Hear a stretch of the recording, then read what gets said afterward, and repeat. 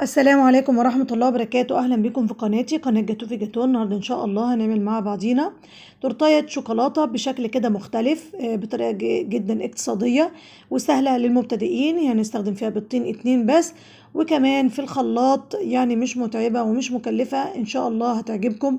بس حابة أقولك الأول، لو أنت أول مرة تشوفي قناتي يا ريت تشتركي وتفعلي الجرس وتحطي لايك للفيديو لو عجبك. ويلا بينا نشوف التورتاية دي اتعملت ازاي.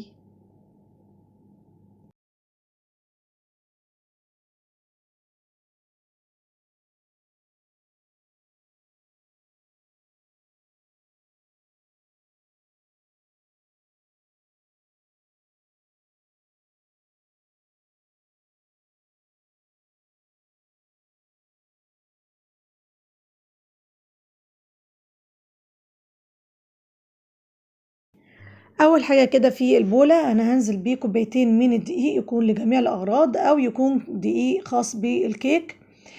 كيس بيكنج باودر كيك شيف 23 جرام، معلقه كبيره من النشا ورشه ملح، ومعلقتين كبار كده من الكاكاو الغامق الاسباني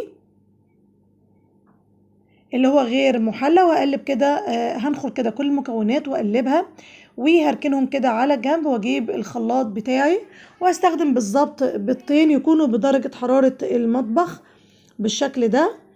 كوباية من السكر الحبيبات، معلقة كبيرة من الخل، نص معلقة من الفانيليا، معلقة كبيرة من المية، وممكن نستخدم حليب دافئ، نص كوباية من الزيت على سمنة أو سمنة بس أو زيت بس أو خليط ما بينهم، وأضربهم كويس جدا في الخلاط لغاية ما يدوب معايا سكر تماما. وهنزل بيهم بقى على الدقيق بالشكل ده. طبعا الطريقة ديت أنا معتمداها، طريقة سهلة جدا وبسيطة واقتصادية وسهلة جدا لست البيت وخاصة المبتدئين. أنا هجيب كده قالبين بمقاس 18 سنتي، عادي ممكن تحطيها في صينية واحدة بس.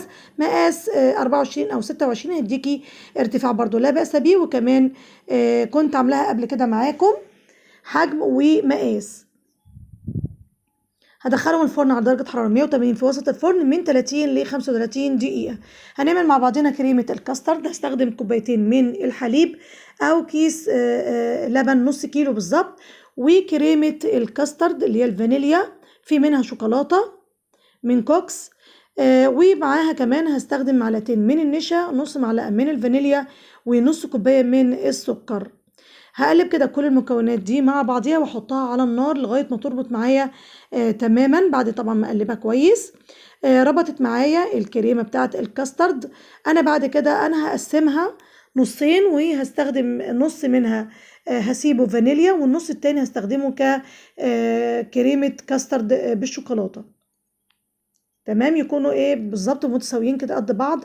النص الاولاني هحط عليه قطعه كده من الشوكولاته وده اختياري، وكمان معلقتين كبار كده من الكاكاو الغامق.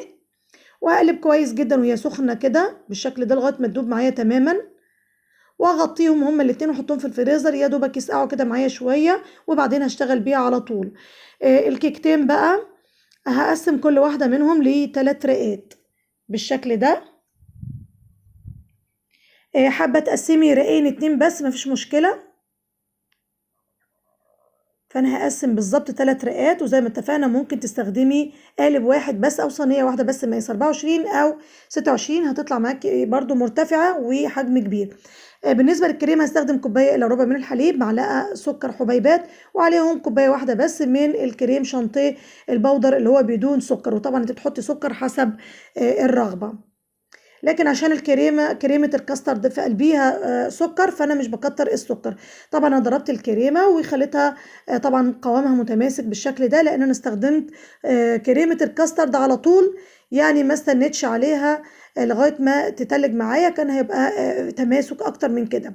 ولكن طبعا انا راعيت ان تكون الكريمه متماسكه، اللي هي الكريمه البيضه العاديه خالص.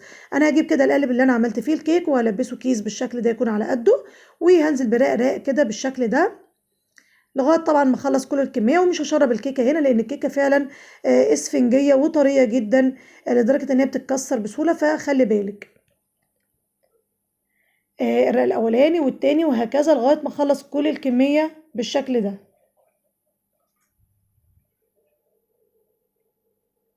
انا هخلص بقى خالص واغطيها بالشكل ده وهربطها واحطها في الفريزر تشد معايا، وتاني يوم بالظبط كده انا هقلبها معاكم وهطلعها كده بكل سهوله. على فكرة ممكن ما تستخدميش الكيس وتحطيها زي ما هي كده، مفيش مشكلة خالص. انا طبعا قلبتها على وشها تاني، وطبعا وفرت كريمة او الكريمة اللي فاضت مني من امبارح، اللي هي كريمة الكاسترد البيضة والبني. هعمل خطوط كده عرضية بعرض الكيكاية بالشكل ده علشان اسويها بعد كده بالسكرايبر. يعني ما استخدمتش كريمة كتير ولا حاجة، هي كوباية كريمة واحدة بس ليها. طبعا انا استخدمت في النهاية خالص روزيتات للتزيين، وده طبعا اختياري، عندك ممكن تحطي وممكن ما تحطيش، وممكن تكتفي بس بالدروبات اللي احنا نعملها بعد شوية. انا جبت السكرايبر ولفيت كده قاعدة القاعدة الدوارة لغاية ما اتسوت معايا بالشكل ده. وطبعا اي زيادات انا خدتها انا زودت بيها السطح كده من فوق عشان يكون متساوي وشكله متساوي تماما، عشان هننزل بعد كده بضربات الشوكولاته. انا جبت حوالي 100 جرام كده من الشوكولاته الخام، عليهم حوالي معلقتين او 3 معالق كده كبار من الميه. ممكن تستخدمي حليب مفيش مشكله، يكونوا سخنه جدا. وطبعا لو هي لسه ما ساحتش ممكن تحطيها على النار مباشره، وبس تهدي النار وتكوني واقفه جنبيها ما تسيبيهاش لغايه ما تسيح معايا تماما. وبعد ما تبرد شويه هتنزلي بيها كده دروبات على التورتايه من فوق. ممكن تمليها كلها، ممكن تملي بس الحواف بتاعتها ما فيش مشكله. روزيتات كده بسيطه. وطبعا التزيين ده اختياري، ودي كريمه عاديه جدا. هتحطي بقى بعد كده مالديزر لونه بني ولونه ابيض، يعني عشان يدينا الشكل الخارجي للتورتايه بالمنظر ده. هبشر عليها شوكولاته كده من فوق وهزينها بالكريز الاحمر.